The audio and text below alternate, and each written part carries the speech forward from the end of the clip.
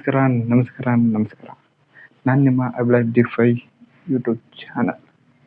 ನಿನ್ನೆ ಕ್ಲಾಸ್ ನೋಡಿದ್ವಿ, ಯಾವ ಥರ ಇತ್ತು ಅಂದರೆ ಕ್ಯಾಮ್ರಾ ಬಗ್ಗೆ ತಿಳ್ಕೊಂಡ್ವಿ, ಅದರ ಹಿಸ್ಟ್ರಿನ ತಿಳ್ಕೊಂಡ್ವಿ, ಅದು ಯಾವ ಥರ ಸ್ಟಾರ್ಟ್ ಆಯ್ತು ಅಂತ ತಿಳ್ಕೊಂಡ್ವಿ.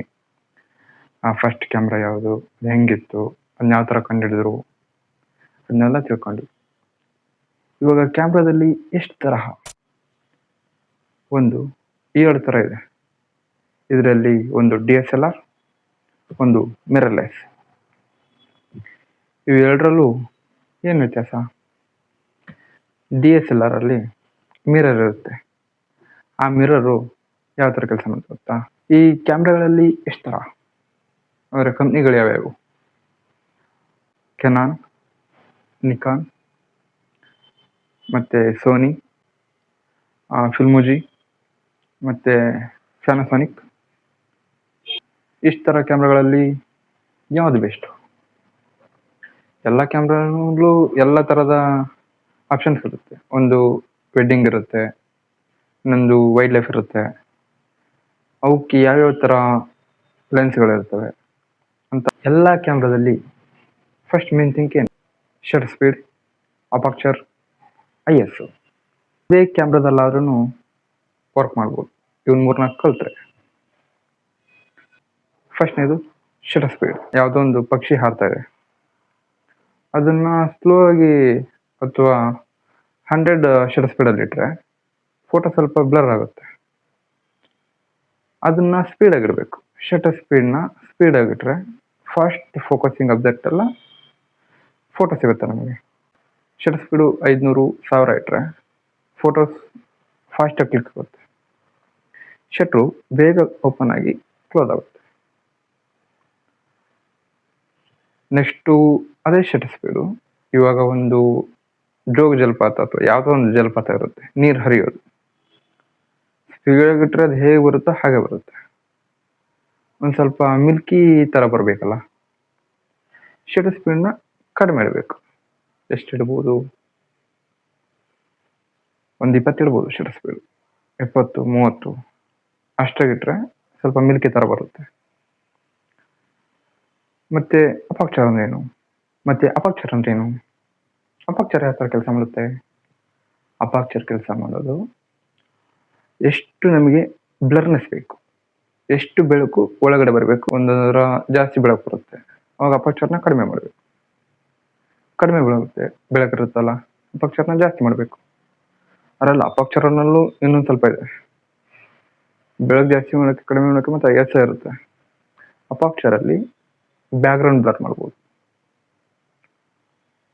1.8, 2.8, 2 ಅವೆಲ್ಲ ಬ್ಯಾಕ್ಗ್ರೌಂಡ್ನ ಬ್ಲರ್ ಮಾಡುತ್ತೆ. ಇದು ವೆಡ್ಡಿಂಗಲ್ಲಿ, ವೈಲ್ಡ್ ಲೈಫಲ್ಲಿ, ಬರ್ಡ್ ಫೋಟೋಗ್ರಫಿ ಇದರಲ್ಲಿ ಯೂಸ್ ಆಗುತ್ತೆ. ನೋಡ್ಬೋದು ಅಪರ್ಚರ್ ಯಾವ ಥರ ಕೆಲಸ ಮಾಡುತ್ತೆ ಅಂತ. ಕಡಿಮೆ ಇಟ್ಟರೆ ಇಷ್ಟು ಇಮೇಜು ಬ್ಲರ್ ಆಗಿ ಕಾಣುತ್ತೆ ಒಂದು ಫೋಟೋ, ಒಂದು ಪಕ್ಷಿದು. ನೆಕ್ಸ್ಟ್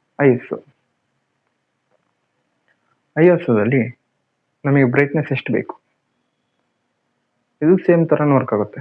ಬೆಳಕು ಎಷ್ಟು ಬೇಕು, ಎಷ್ಟು ಕಡಿಮೆ ಅಂತ.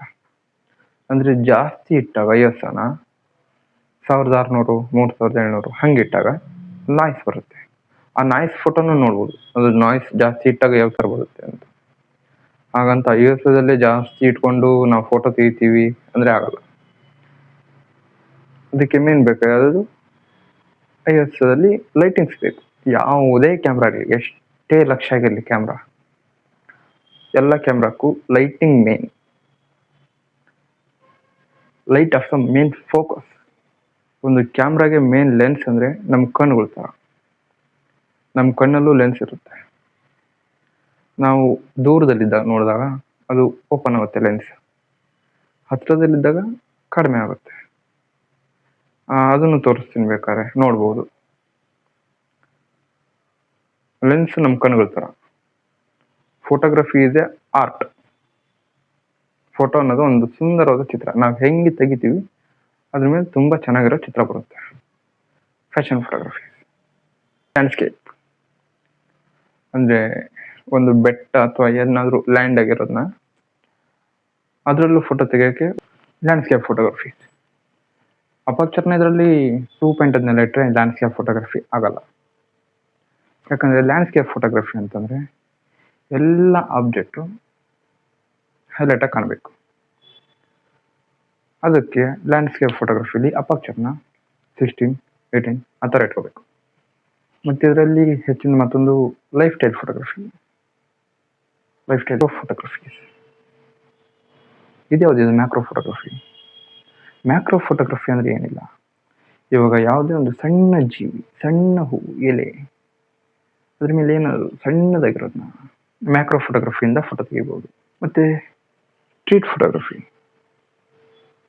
ಟ್ರಾವೆಲ್ ಫೋಟೋಗ್ರಫಿ ಆಗಿತ್ತು 2ನೇ ಕ್ಲಾಸ್. ಯಾರೆಲ್ಲ 1ನೇ ಕ್ಲಾಸ್ ನೋಡಿಲ್ಲ ನೋಡಿ, ಈ ಕ್ಲಾಸ್ ಹೇಗುತ್ತೆ ಅಂತ ಕಮೆಂಟ್ ಕೂಡ ಮಾಡಿ. ಫೋಟೋಗ್ರಫಿ ಬಗ್ಗೆ ನನಗೆ ಗೊತ್ತಿರೋಷ್ಟು ನಾನು ಹೇಳ್ತೀನಿ. ನಾನು ಫೋಟೋಗ್ರಾಫರು, ವೆಡ್ಡಿಂಗ್ ಫೋಟೋಗ್ರಾಫರು ಮತ್ತು ಸ್ಟ್ರೀಟ್ ಫೋಟೋಗ್ರಫೀಸ್ ಮಾಡ್ತಿರ್ತೀನಿ. DSLR, ಮಿರರ್ಲೆಸ್ ಯಾವುದಾದ್ರೂ ಮಾಡ್ಬೋದು. DSLR ಮಿರರ್ ಇರುತ್ತೆ, ಮಿರರ್ಲೆಸ್ ಅಲ್ಲಿ ಮಿರರ್ ಇರಲ್ಲ. DSLR ಸ್ವಲ್ಪ ವೇಟ್ ಬರುತ್ತೆ ಅಷ್ಟೇ ಕೈಗೆ. ನೀವು ಯಾವುದೇ ಕ್ಯಾಮ್ರಾ ಇರಲಿ, ತೆಗಿಯೋ ಮೆಥಡ್ ತುಂಬ ಚೆನ್ನಾಗಿ ಮಾಡ್ಕೊಳ್ತಾರೆ. ಫೋಟೋಸ್ನ ನೋಡ್ಬೋದು. ಈ ಥರ ಬ್ಲರ್ ಇರೋ ಫೋಟೋನು ತುಂಬ ಚೆನ್ನಾಗಿ ಕಾಣುತ್ತೆ. ನಾವು 4Kದಲ್ಲಿ ತೆಗೆದ್ರೂ ಅಷ್ಟು ಅಟ್ರಾಕ್ಟಿವ್ ಆಗಿ ಇರಲ್ಲ ಒಂದೊಂದು ಸಾರಿ. ಬ್ಲರ್ ಆಗಿನೂ ತೆಗಿಬೋದಲ್ಲ. ನೀವು ಯಾವುದೇ ಫೋಟೋ ತೆಗೆದ್ರೂ ಮೇನ್ ಬೇಕಾಗಿರೋದು ಲೈಟು, ಮೆಥಡ್. ಈ ಥರ ಫೋಟೋಸ್ನ ತೆಗೆದ್ರೆ ತುಂಬ ಚೆನ್ನಾಗಿರುತ್ತೆ. ಇದೇ ಥರದ ಸಾಕಷ್ಟು ವಿಡಿಯೋಸ್ಗಳನ್ನ ಹೇಳ್ತೀನಿ. ಹೇಳೋದ್ರ ಜೊತೆಗೆ ನನಗೂ ಇದು ಕಲಿಯೋಕ್ಕೊಂದು ಹೊಸ ವಿಧಾನ ಅಂತ ಅನ್ಕೊತೀನಿ. ಕಲ್ತೀನಿ, ಇನ್ನು ಕಲಿತಾನೆ ಇರ್ತೀನಿ. ನೋಡೋಣ. ಫೋಟೋಗ್ರಫಿ ಕಲಿಯೋಕ್ಕೆ ಇಂಟ್ರೆಸ್ಟ್ ಇದೆ, ಮತ್ತು ಏನಾದರೂ ಕೇಳ್ಬೇಕು ಅಂತಂದರೆ ಕಮೆಂಟ್ ಮಾಡ್ಬೋದು. ಇದಾಗಿತ್ತು ನನ್ನ 2ನೇ ವಿಡಿಯೋ. ಯಾರೆಲ್ಲ ಫಸ್ಟ್ ಟೈಮ್ ನೋಡ್ತಿದ್ದೀರಾ ಸಬ್ಸ್ಕ್ರೈಬ್ ಮಾಡ್ಕೊಂಬಿಡಿ ಅಂತ ಹೇಳ್ತೀನಿ. ಓಕೆ, ಲೈಕ್ ಮಾಡಿ. ಹೇಗಿತ್ತು ಇವತ್ತಿನ ಕ್ಲಾಸ್? ಮತ್ತೆ ಮುಂದಿನ ವಿಡಿಯೋದಲ್ಲಿ